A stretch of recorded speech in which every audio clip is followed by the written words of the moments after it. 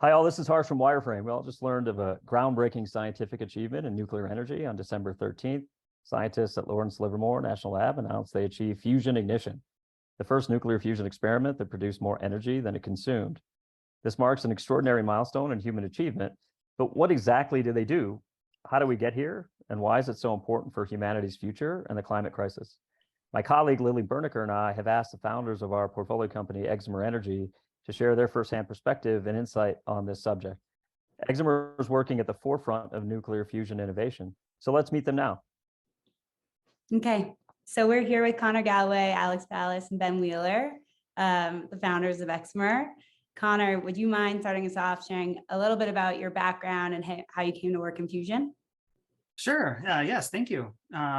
So I came to work in fusion. Well, I was first interested in space technology, theoretical physics, warp drive. Is it possible to go faster than light, right? That was my passion as a kid, and watching Star Trek, et cetera. And then I got to MIT and took some general relativity classes, physics classes, and realized how difficult that was going to be. How far into the, not in our lifetime are we going to be able to, to build a warp drive. And so I think what got me interested in fusion was it's a hard problem, some challenging and very interesting physics, but had a chance of turning into an actual application in my lifetime, in our lifetimes.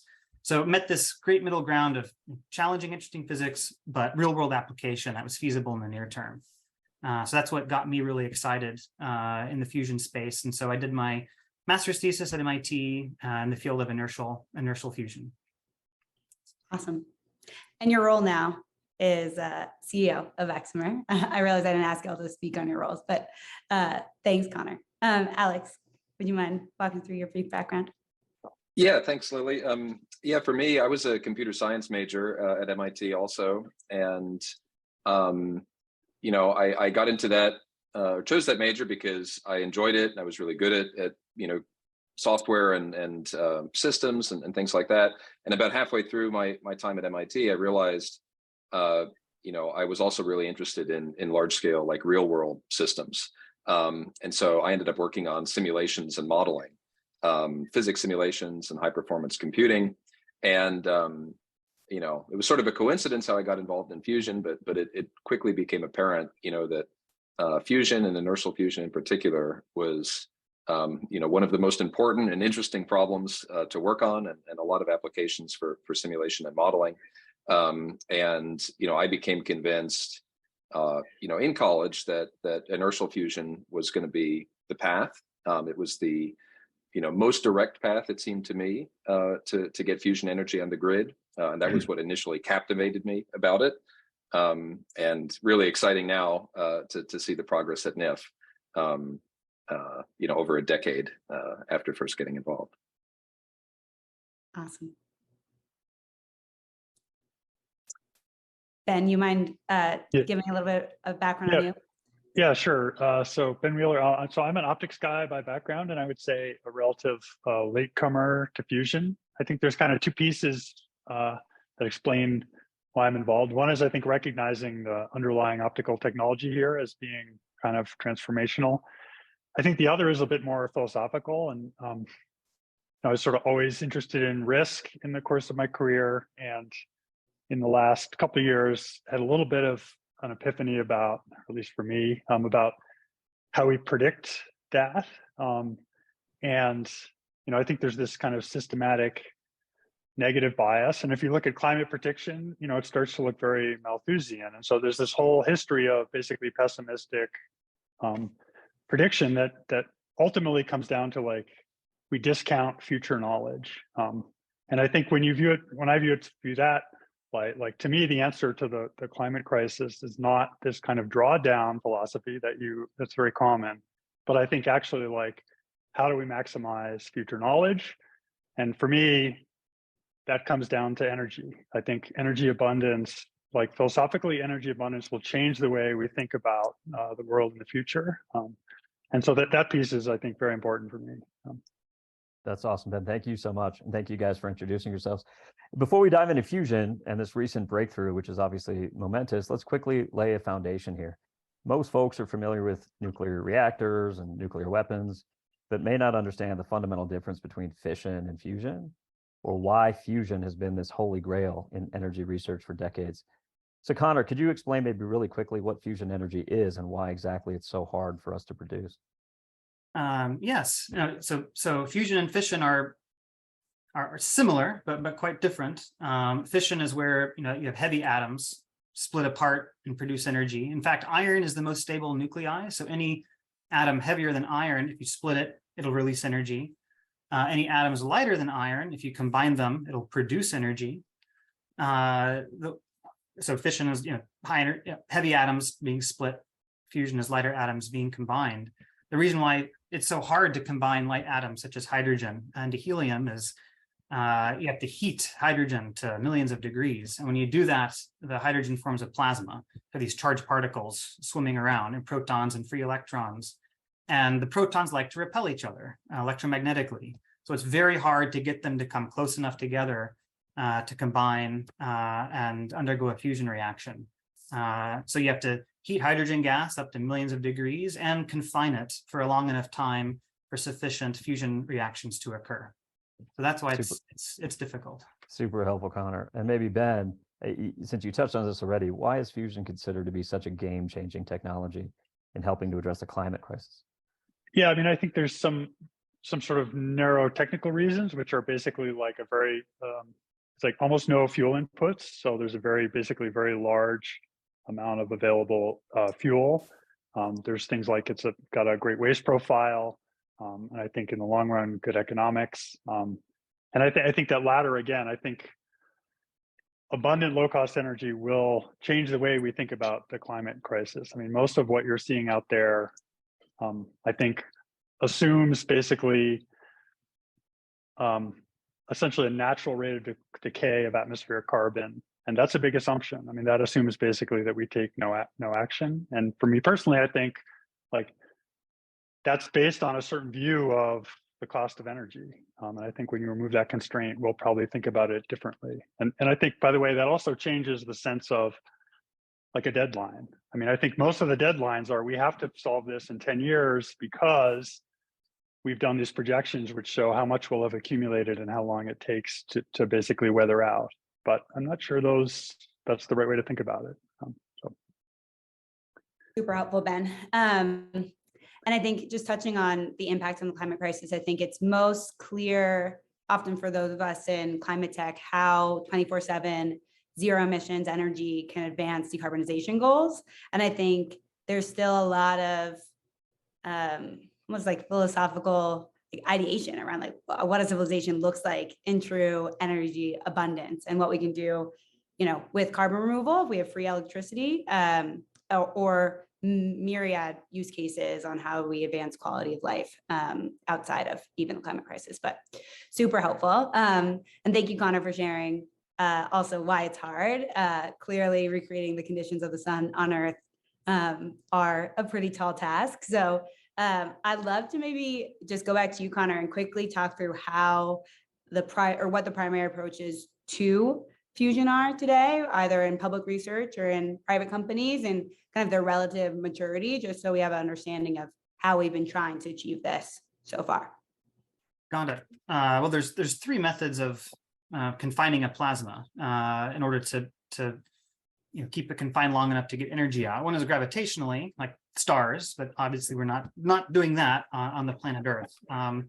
The other two methods are magnetic confinement and inertial confinement.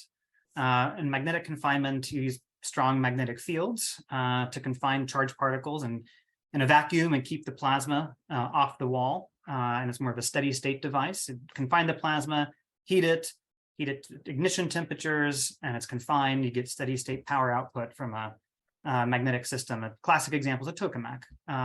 In inertial fusion, it's transient. In inertial fusion, you take hydrogen and you implode it with what's known as a driver, typically a laser. And the laser energy is delivered to a small little pellet of fuel, and the fuel implodes and gets very hot and dense. And if it gets to ignition temperature and a big enough ball of plasma in the core, that the alpha particles, which are the product of the fusion reaction, where a lot of the energy comes, 20% of the energy goes. if those alpha particles are contained in the plasma, it'll self-heat and you'll get what's called runaway burn or ignition. And the fuel is confined by its own inertia. So an inertial fusion system, you burn a large fraction of the fuel before it can disassemble after you've imploded it. So those are the two primary methods of fusion power that have been pursued, and they're hybrids of the two. Both magnetically confining a plasma, then trying to inertially confine it. But those are the two general themes: magnetic confinement and inertial confinement. Thanks, Connor. And it's interesting. Fusion has been gaining a ton of momentum. We've seen big venture funding announcements recently, like Zap raising $160 million Series B. Obviously, Commonwealth Fusion raising a $2 billion Series C. But the space has historically been primarily government funded. So Ben, do you have a sense for what's driving this sudden interest from private investors into the space? Yeah, I mean, a few opinions there. I think obviously people are motivated by climate. I think people see SpaceX as an example of something that, 10 years ago would have been regarded as a nation state project. And they basically were, a lot of private backing.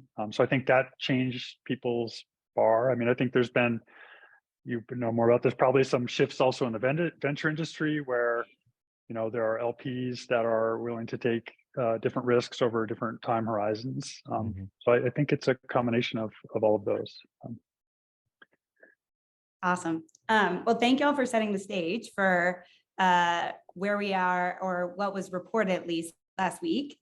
And I guess maybe to set the stage appropriately, it would be great to maybe, Ben, just quickly talk about the major public programs and maybe set up NIF and ITER, and then would love to turn to you, Alex, and just really get a description on what happened and why it matters. But maybe, Ben, if you could give us a quick overview of kind of the major public programs, that'd be great.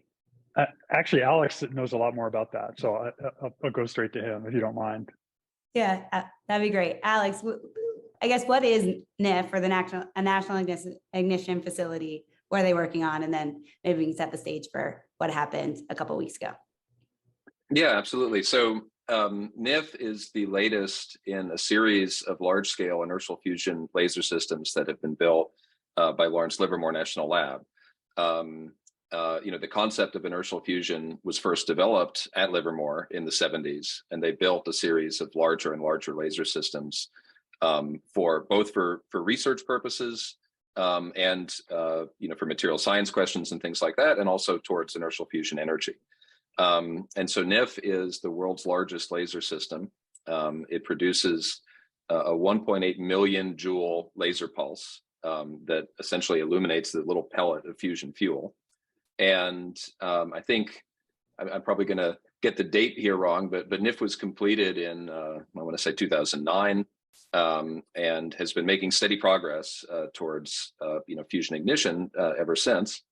And essentially what was reported last week is the NIF fired a 2 megajoule laser shot at a pellet of fusion fuel, and it produced about 1.5 times as much energy in fusion yield as the laser delivered to the pellet. And so that was the first ever, net energy gain or fusion experiment exceeding break even of any kind ever reported. What's sort of interesting about that is just last year in August, NIF had an earlier shot that came very close. They also delivered, I think, about 2 megajoules of laser energy to a pellet, and they got an energy gain of about 0.7. What's interesting to me about that is not just the fact that this result was achieved, but how fast the progress has been. Going from that result, of 0.6, 0.7, and then just over a year to a gain of about 1.5. It suggests there's even more exciting things to come, and I think that's why people are pretty excited about. Alex, is there a reason why space?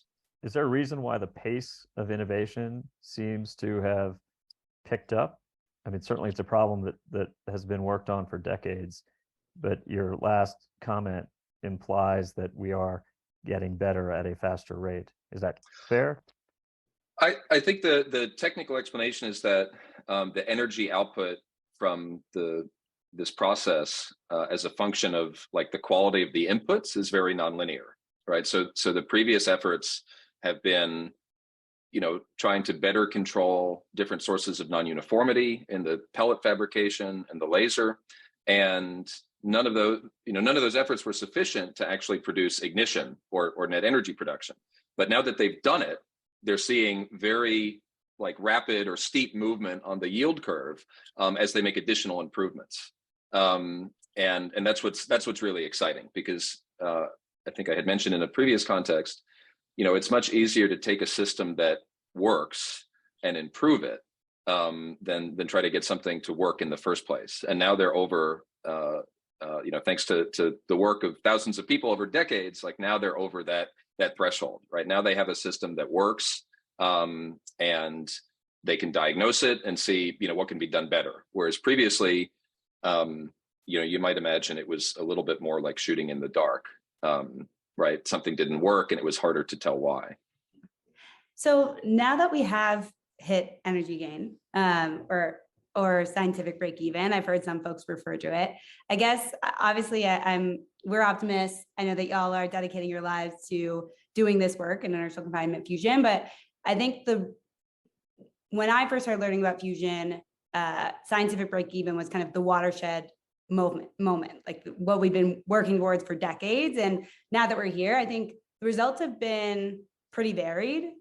Some folks saying this is akin to our discovery of fire, some folks saying it's just an academic exercise, completely, commercially irrelevant. So I guess I'd be curious for your opinion, Alex, and kind of where this sits on that spectrum of revolutionary to irrelevant, and how it might change kind of some of the former expectations on the timelines when we do get fusion power on the grid. Yeah, I mean, I think it's definitely a very significant event and moment. The fact that a burning plasma was achieved, right? Plasma was heated to ignition. It bootstrap heated solely on fusion energy, and the fusion yield far surpassed the actual heating of the plasma at the core of the target. But everyone has to recognize that scientific break even in inertial fusion, or what's known as a target gain of over 1, is not commercial gain, right? So like the NIF laser, it was about 0.5% efficient, right? So if you look at the fusion energy over the electricity that was drawn off the wall, off the wall plug, the gain was not greater than 1.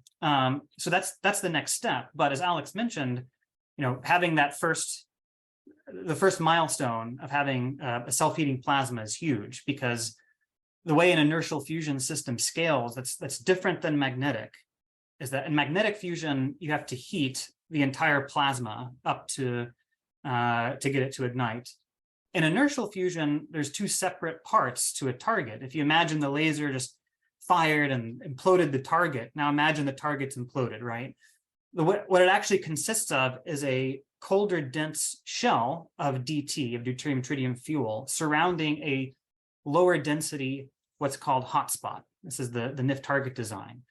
And what ignited was the hotspot, the central low density region of DT ignited. To get high gain, or gain greater than 100, target gain greater than 100, which is what you need for commercial net engineering gain. That central hotspot, the fusion energy output from that has to ignite and heat and ignite the colder outer shell of fusion fuel. And there's 2 ways to go about the next step. Which is, now that we have the central fuel igniting. One is better implosions at like on a NIF facility at 2 megajoules, to where you can compress all the fuel more, where you can propagate burn is the technical term, where you can get that central hotspot to ignite the outer fuel. The other is go up in scale. So build a much higher energy laser. So you can just scale up, and by target scale, you can have confidence that you can propagate burn and ignite the outer shell. So gain 1, is a major achievement, but getting from gain 1 to gain 100 is not as big a step in an inertial system as one might think, because you don't have to use the laser to heat the most of the actual DT mass in the target up to ignition. And that's super helpful, Connor, because going to be one of the questions that we had for you, which is if it feels like to the world at large, we've spent decades trying to get to what we've discussed as scientific break even. Right. And you've just explained the distinction between scientific break even and engineering or commercial break even. Yep. Is that the right next bogey for the world to pay attention to from a nuclear fusion perspective, or is there an interim goal or milestone that all eyes should be looking for, other than the big one, so to speak, right? Which is Yeah, no, I commercial think break-even. the next major goal is commercial break even. I mean, it's a little different for magnetic system or for inertial. But specific to inertial, which to make power, you have to shoot over and over again. In the case of Xcimer Energy, we'll be shooting every few seconds. But before you try to reparate a system and operate it every few seconds, right, which is has its own challenges, the next step would be to achieve the high target gain over 100, to where on one shot, you have more fusion output from the target than you took off the wall to power the system. So that would be on a single shot basis demonstrating commercial break even. That would be the next major milestone for inertial fusion energy.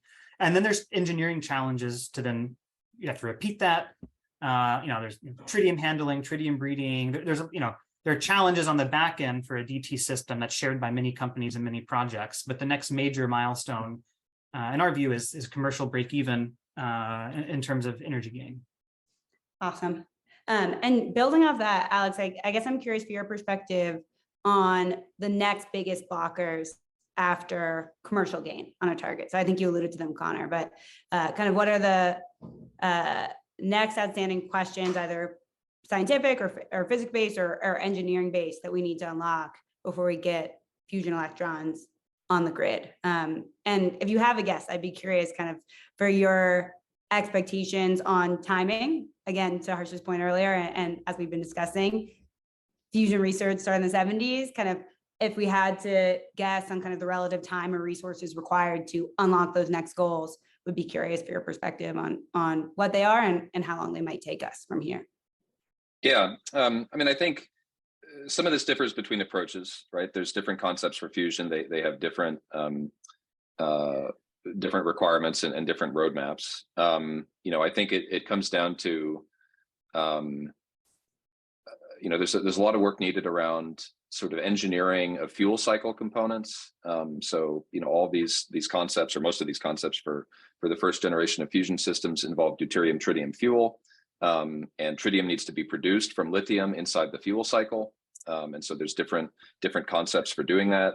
None of them have any fundamental physics sort of feasibility issues. But in terms of turning these concepts into a working pilot plant, there's a lot of engineering and a lot of cost sort of optimization that needs to go on to figure out what are the right materials, what's the right configuration, how do you build a plant that's going to run for 30 years reliably, as opposed to, sort of a science project.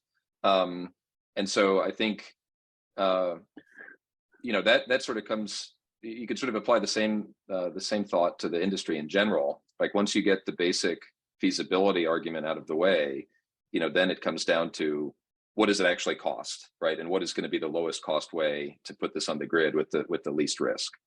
And I think, that's one reason why people are so excited about the NIF results, is because once something starts looking like an engineering problem, as opposed to a fundamental science problem with huge uncertainties behind it, yeah, it takes money and time, but it's a much more tractable and much more bounded problem than, well, we've been trying to get this to work and it hasn't performed according to expectations and we don't quite understand why. So there is a lot of work to be done. I think, in our own roadmaps, which are pretty similar to what we've seen from other concepts, a very aggressive timeline with parallel development of reactor systems, could see us, starting construction of a pilot plant in 10 years. Again, a lot of work needed to get there. Possible to go a bit faster if you parallelize some of it, and if some of it has to be done serially, it could be slower. But I think that's what we're looking at. That's really helpful. I think the skeptical point of view on this might be, while we've achieved scientific break even. This is an extraordinary achievement for science and for mankind, but it just won't be ready nearly in time to save us from the worst consequences, the climate crisis. And you just eloquently touched on that, Alex, as individuals, as founders, for all three of you. Is there anything that you haven't touched on that sort of speaks to why you all have bet your time, your careers on the other side of that skeptical argument? Yeah, I can answer that one. I mean, I think for me, again, it comes back to like doom avoidance is kind of actually crummy problem solving, and it's also philosophically sort of depressing. So I really do think, and there's this bias based into the way we think about the future, and I think ruling out future knowledge and what the kind of world that can create, I think is not only a mistake, but again, it's sort of depressing. So I think as abundant, low cost, and clean energy gets closer, we'll really start to imagine what we can do with it. And I think it's going to be everything. So it's a big deal. Yeah. Hey, Connor, before we wrap up here, this has been amazing, but give us the founders techno-optimistic, what if everything actually goes right here, right? I mean, to Ben's point about climate is so much about doom and gloom, unfortunately, for good reason. But give us the other spin, right? What if we crush this as a society? Right. Yeah. So my very techno positive outlook is fusion's the ultimate energy source for any civilization, whether humanity or aliens out there. Any civilization, as they progress technically, we'll get to fusion, and there's nothing after that, right? Fusion is the energy source that will power civilizations into the stars, and that transition will only happen once for every civilization. And so this is the next decade is a very transformational moment for us as a civilization. So and we also, I like to think about it as, we all now can kind of feel guilty for using power, right? If it's, coal or causing, CO2, affecting the climate, there's undertones of feeling guilty about using power. And we should be thinking forward and thinking about how can we, develop an energy technology that's clean enough where we don't have to feel guilty about using power. And we can use a lot of power because, it's very clear that, prosperity is correlated with energy. So I think fusion does that. And so those are kind of my two thoughts, very, two positive thoughts on the. I appreciate you sharing that, and I'm going to take that as our mic drop moment on why this is so impressive. I mean, obviously, like so many scientists and climate investors around the world, we were blown away by this milestone and the work that folks like you and scientists around the world have been doing for decades to try to get us here. It's amazing. We're lucky to be able to partner with folks like you. We couldn't be more optimistic about this breakthrough, and we share your techno-optimistic view on the world, Connor. So thank you for sharing that. And thank you all again for the work that you do and for sharing your thoughts and your insight with folks today on the call. Great. Thank you all. Thank Thanks you. so much.